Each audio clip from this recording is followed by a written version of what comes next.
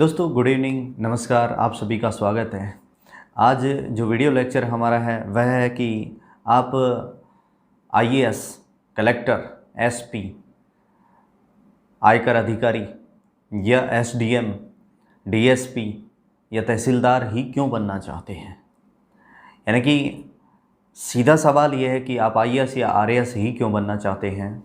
क्या ऐसी वजह है कि आप ऊंचे ओहदों पर ही आना चाहते हैं?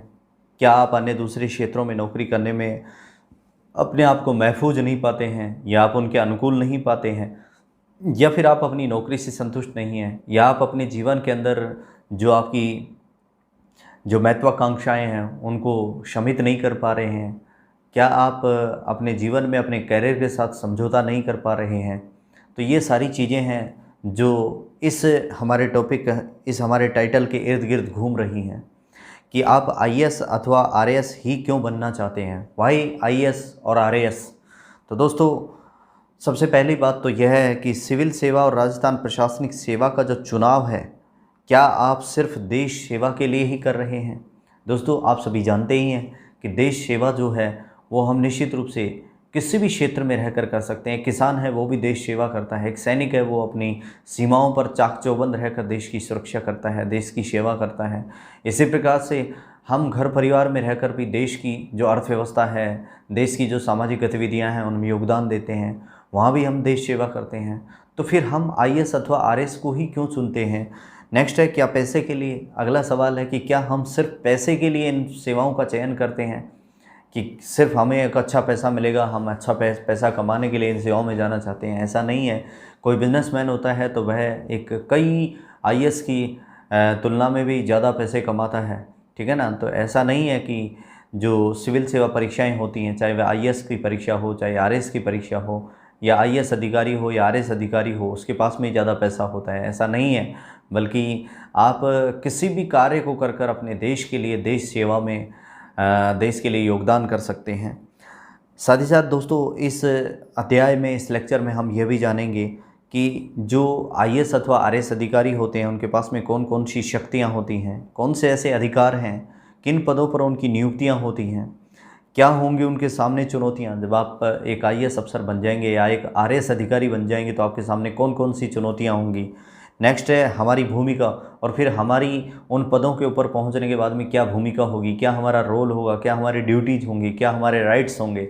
इन सब के बारे में हम चर्चा करेंगे। तो दोस्तों, इन सभी सवालों का एक ही समेकित जवाब है मेरे पास, और वह यह है जो हमने ब्रीफ किया है, जिसको सबसे पहला यह है कि जो आईएएस अधिकारी होता है या जो आरएएस अधिकारी होता है वह कार्यपालिका के महत्वपूर्ण दायित्वों का निर्वहन करता है।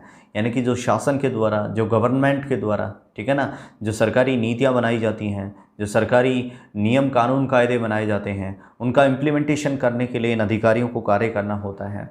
ये उन सभी जिम्मेदारियों को निर्वहन करते हैं, उन सभी नियमों को, कानून कायदों को, ठीक है ना, और शासन के आदेशों की पालना करवाने के लिए प्रशासनिक मशीनरी कार्य करती है। दूसरा है संरचनात्मक परिवर्तन के साथ साथ शासकीय नीतियों का क्रियान्वयन। हम जानते हैं कि हमारी जो ब्यूरोक्रेसी है, जो हमारी नौकरशाही है, जो अफसरशाही है, उसके अंदर समय समय पर संस्थागत विभिन्न परिवर्तन होते रहते हैं। यानी कि जैसे मान लीजिए कोई आईएएस अधिकारी किसी ज़िले का डीएम लगा हुआ है, लेकिन अचानक से उसका ट्रांसफ़र ऑर्डर आता है और उसको किसी डिपार्टमेंट के अंदर भेज दिया जाता है, ठीक है ना, किसी विशेष डिपार्टमेंट के अंदर किसी पद पर भेज दिया जाता है। तो कई बार क्या होता है कि उनको फील्ड पोस्टिंग के बजाय सचिवालय अथवा मंत्रालय में नियुक्त किया जाता है, या विभिन्न विभागों के अंदर उनको कई पदों के ऊपर, जैसे डिप्टी सेक्रेटरी, ठीक है ना, इसी प्रकार से अवर सचिव होता है, इसी प्रकार से एडिशनल सेक्रेटरी होता है, ठीक है ना, इसी प्रकार से प्रमुख सचिव होता है या सचिव होता है। इसके बाद में आप कहें कि अतिरिक्त मुख्य सचिव होता है, फिर मुख्य सचिव होता है। तो कई पदों के ऊपर इन अधिकारियों को भेज दिया जाता है। तो ऐसी स्थिति के अंदर ये उन परिस्थितियों के अनुसार अपने आप को ढालते हैं, और जो शासकीय जो नीतियाँ होती हैं, सरकारी जो नीतियाँ होती हैं, उनको क्रियान्वित करने के लिए आतुर रहते हैं, या उनको क्रियान्वित करने का कार्य ये अफसर करते हैं। नेक्स्ट है प्रशासन का कल्याणकारी स्वरूप। हमारा जो प्रशासन होता है उसका कल्याणकारी स्वरूप है कि जो हमारी अफसरशाही है वह सरकार के द्वारा बनाई गई नीति नियमों को जनता के कल्याण के लिए प्रयोग करेगी। वह कोशिश करेगी प्रशासनिक मशीनरी कि सरकार ने जो नियम बनाए हैं, सरकार जो नीतियाँ लेके आई है, सरकार जो कार्यक्रम अथवा प्रोजेक्ट्स बना रही है, उनका जनता के हित में ज़्यादा से ज़्यादा भला हो। प्रशासनिक अधिकारी राज्य और शासन का अभिकर्ता होता है, और जब वह जनता के कल्याण के लिए कार्य करता है तो वह सरकार का एजेंट होता है। क्या होता है? सरकार का एजेंट होता है। सरकार जैसा इनको निर्देशित करती है उसी निर्देश की पालना करते हुए ये लोग सरकार के कानून कायदों की पालना करवाते हैं और जनता के कल्याण को सुनिश्चित करते हैं। इसलिए इनको राज्य का या शासन का अभिकर्ता या एजेंट कहा जाता है। नेक्स्ट है, प्रशासनिक शक्ति का प्रयोग कर देश की दिशा व दशा में परिवर्तन संभव कर सकते हैं। हम सभी जानते हैं कि प्रत्येक, चाहे कोई एसडीएम हो या डीएम हो, उनके पास में अपनी पावर्स होती हैं, अपनी शक्तियां होती हैं, और वे इन शक्तियों का इस्तेमाल करके, इन शक्तियों का प्रयोग करके देश की जो दिशा और दशा होती है उसमें योगदान देते हैं। वो देश में विभिन्न क्षेत्रों के अंदर मजबूती से कार्य करते हैं, उनको सशक्त बनाते हैं। साथ ही साथ वे सुनिश्चित करते हैं कि किस क्षेत्र के अंदर या किस विभाग के अंदर किस चीज़ की कमी है, किस वर्ग का कल्याण करना है, कौन किन मानवीय संसाधनों से अथवा विभिन्न जैविक संसाधनों से, या यूँ कहूँ कि जीवन जीने के तौर तरीक़ों से महरूम है, उनको ये सुनिश्चित करते हैं। सरकार की समस्त योजनाओं को एक प्रारूप तैयार करते हुए एक इम्प्लीमेंटेशन में लेके आते हैं, ठीक है ना। इस प्रकार से वे समाज में रहते हुए, हमारे प्रशासन का अंग होते हुए, प्रशासनिक मशीनरी के प्रमुख वाहक होते हुए वे लोग विभिन्न क्षेत्रों के अंदर कार्य करते हैं, विभिन्न विभागों में कार्य करते हैं, और वहाँ पर तमाम प्रकार के अभावों को दूर करने का प्रयास करते हैं। सरकार की बनाई हुई नीतियों को वे लागू करने का काम करते हैं और जनता की भलाई के लिए तत्पर रहते हैं।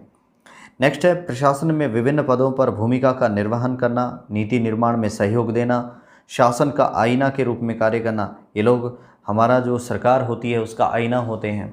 मान लीजिए किसी राज्य विशेष के अंदर जैसे नरेगा बहुत मजबूती से कार्य कर रहा है, तो समझ लीजिए कि उस राज्य के अंदर जो उसका मंत्री है वह बेहतर तरीके से कार्य कर रहा है। उस मंत्री के जो मातहत अफसर हैं, जो आईएएस हैं, जो आरएस स्तर के जो अधिकारी हैं, वो बहुत बेहतर तरीके से कार्य कर रहे हैं, वे जनता के बीच में जा रहे हैं। सरकार ने जो नित नए नवाचार किए हैं, उन नवाचारों को जनता से रूबरू करा रहे हैं, उनका प्रयोग प्रशासनिक मशीनरी को मजबूत और सशक्त बनाने में कर रहे हैं।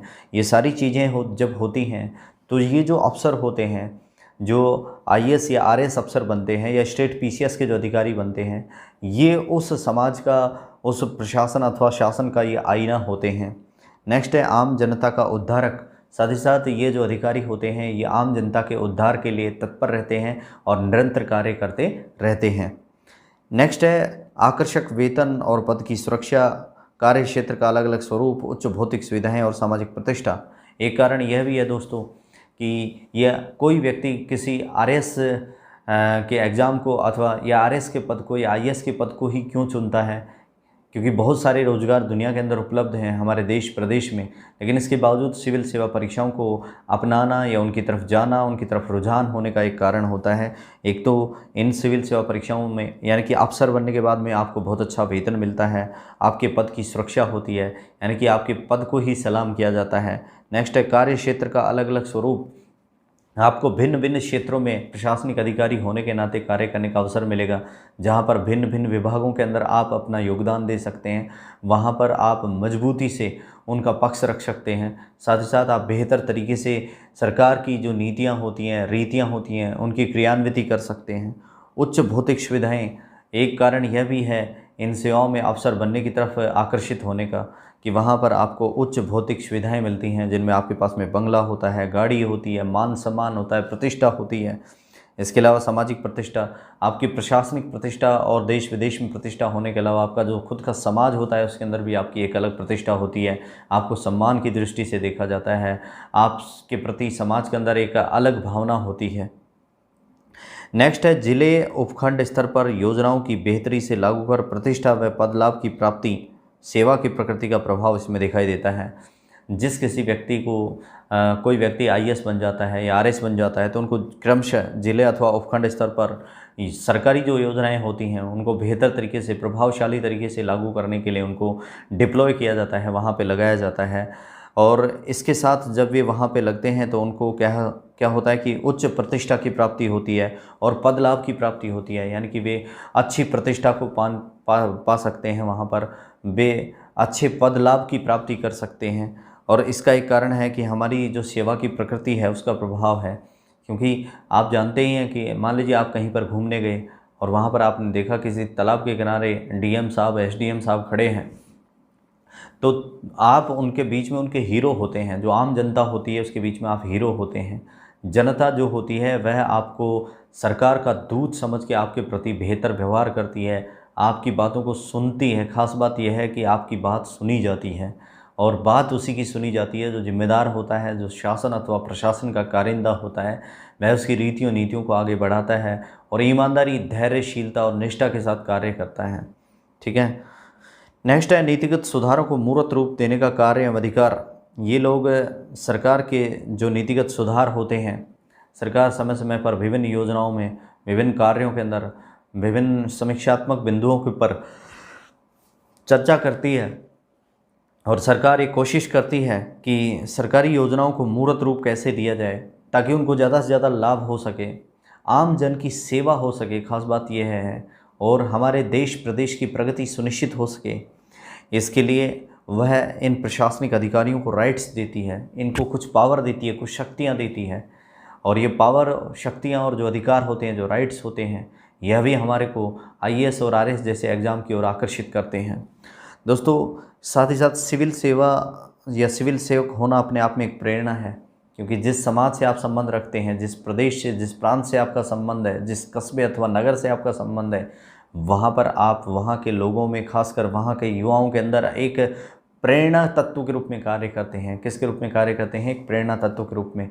लोग आपसे प्रेरणा ले सकते हैं, वो बहुत बेहतर तरीके से आपके साथ में जीवन को तालमेल करके आगे बढ़ा सकते हैं, या यूँ कहूँ कि आपसे प्रेरणा प्राप्त करके वे भी प्रशासन का अंग बन सकते हैं।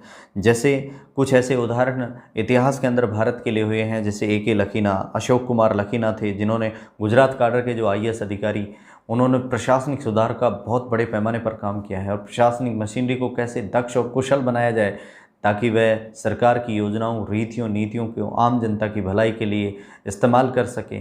तो ऐसे सुधारात्मक पहलुओं के ऊपर प्रकाश डाला था ए.के. लखीना सुधार समिति ने।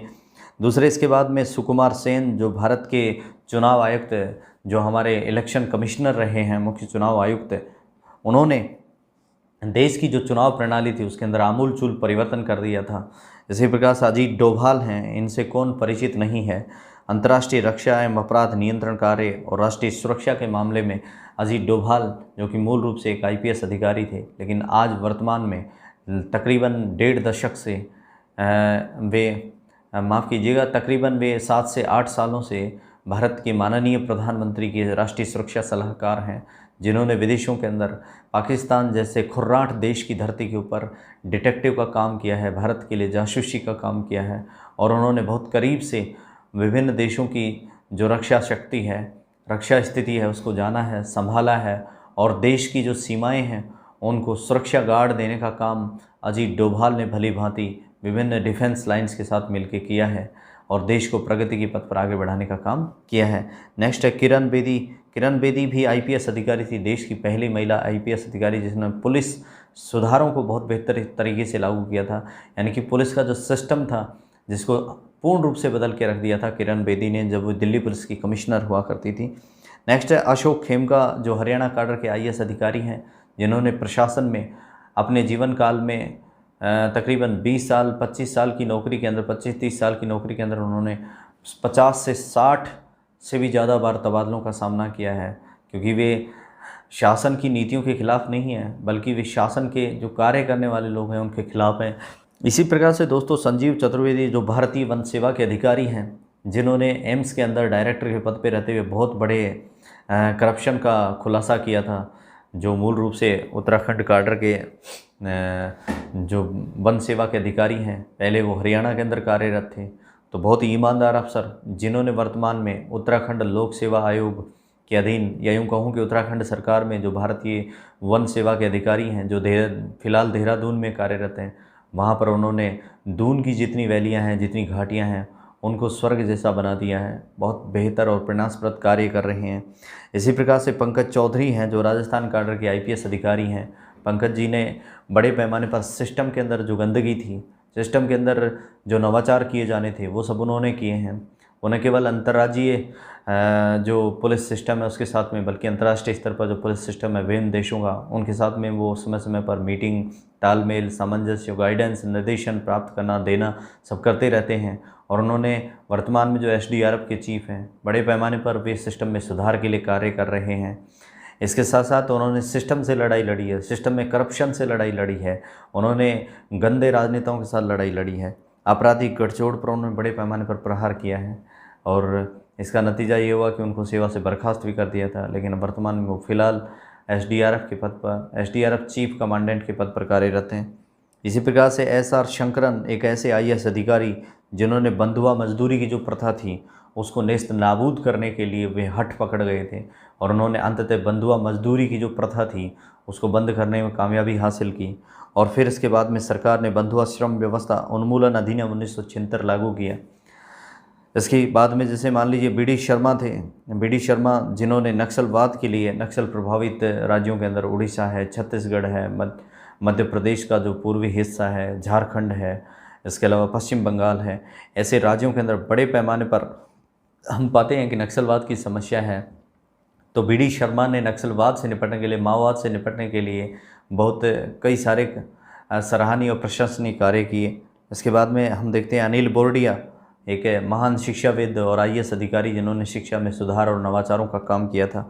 तो दोस्तों ऐसे जो व्यक्तित्व हैं, जो सिविल सेवक हैं, सिविल सर्वेंट्स हैं, इनसे प्रेरणा पा कर के हमारे जो युवा हैं वे भी अपने जीवन के अंदर आईएएस और आरएएस बनने की तरफ जो कदम बढ़ाते हैं उनमें वे सफलता पाने में कामयाब रहते हैं। नेक्स्ट है स्थायित्व, सम्मान व कार्य क्षेत्र की व्यापकता। सबसे पहली बात तो ये है कि आईएएस और आरएएस जैसे जो अहम पद हैं, जब कोई व्यक्ति अधिकारी बन जाता है, कोई एस्पिरेंट जब वह आईएएस अथवा आरएएस अधिकारी बनता है तो इस नौकरी के अंदर सबसे बड़ी बात यह है कि एक बेहतर स्टेबिलिटी है, ठीक है ना, एक बहुत ही अच्छी स्थिरता है, ठीक है ना, स्थायित्व है। दूसरा इसमें सम्मान है जो अपार है। तीसरा इसमें कार्य क्षेत्र की व्यापकता है, आपको बहुत सारे विभागों को संभालने का जिम्मा आपके कंधों पर होगा। जैसे मान लीजिए आप किसी उपखंड स्तर पर एसडीएम लगाए जाते हैं तो तकरीबन उपखंड स्तर पर 20-25 जितने भी डिपार्टमेंट होते हैं उनके आप मुखिया होते हैं। आप लोगों को बेहतर तरीके से गाइड करते हैं, उन्हें समझाते हैं कि किस बेहतर तरीके से आपको कार्य करते हुए आगे बढ़ना है, ठीक है ना। आप सरकारी योजनाओं को धरातल पर क्रियान्वित करते हैं। हर विभाग के अंदर आप एक पावर मॉनिटर की तरह कार्य करते हैं, वहाँ के लोगों को चुस्त और दुरुस्त रखते हैं, वहाँ की प्रशासनिक जो मशीनरी होती है उसको आप चलायमान रखते हैं, साथ ही साथ लोगों के ऊपर नियंत्रण रखते हैं, डिपार्टमेंट्स पर नियंत्रण रखते हैं। इसके साथ साथ समाज व प्रतिभागियों के मध्य प्राथमिकता व प्रतिष्ठा का विषय भी होता है। हम सभी जानते हैं कि हमारे समाज के अंदर जिस तरीके के ये पद हैं, आईएएस और आरएएस जैसे पद हैं, ये एक सामाजिक प्रतिष्ठा का पद होता है। इसलिए हम हमारे समाज के बीच में और जो नवीन प्रतिभागी होते हैं उनके बीच में एक प्राथमिकता, रोल मॉडल के रूप में कार्य करते हैं। साथ ही साथ ये हमारी प्रेस्टाइज का भी काम होता है, यानी कि हमारी प्रतिष्ठा का भी एक अहम कारक होता है। नेक्स्ट है संस्थागत शक्तियों का अधिकार। एक आईएएस अथवा आरएएस अधिकारी के बाद में संस्थागत शक्तियों का अधिकार होता है। जिस संस्था में वे कार्य करते हैं उस संस्था से संबंधित उनको अधिकार मिल जाते हैं। सिस्टम में आमूलचूल परिवर्तन संभव है जब आपको किसी संस्था का समस्त राइट्स हासिल हो जाते हैं जिसके दायरे में रहकर आपको कार्य करना है, तो ऐसी स्थिति में जो आप सिस्टम है उसको पूर्ण रूप से बदल सकते हैं, उसमें आप आमूलचूल परिवर्तन कर सकते हैं। नेक्स्ट है देश को प्रगति देने का अवसर आपको मिलता है।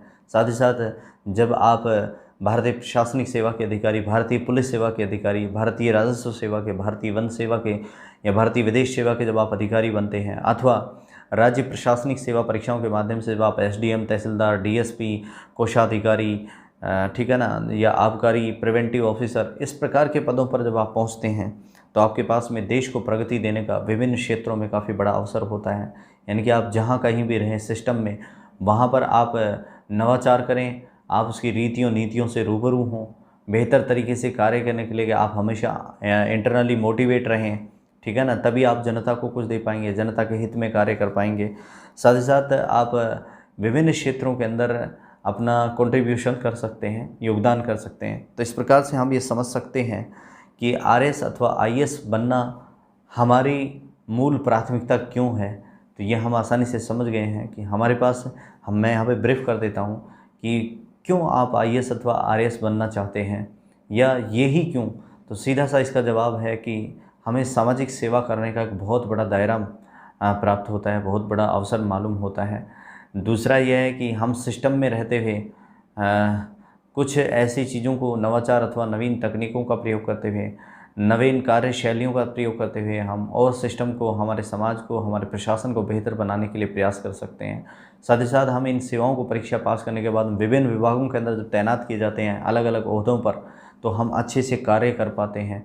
ठीक है ना, हमारे पास सेवा करने का एक बहुत बड़ा अवसर होता है, एक बहुत बड़ा दायरा क्षेत्र होता है।